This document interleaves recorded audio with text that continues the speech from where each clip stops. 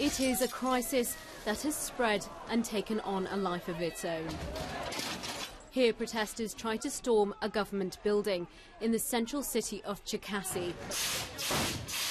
Police spray water and tear gas. That further angers demonstrators, furious after the government passed controversial laws that restricted their right to protest.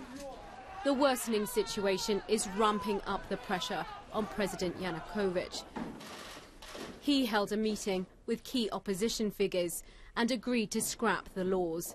He also offered an amnesty to protesters who had been arrested, but that offer is conditional and will be discussed at a special session of Parliament on Tuesday. At our side's insistence, this law will be subject to the following immediate condition.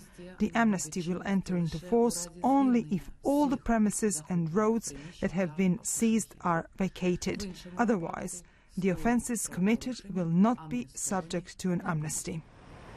And the actions of the government are being watched closely by the White House.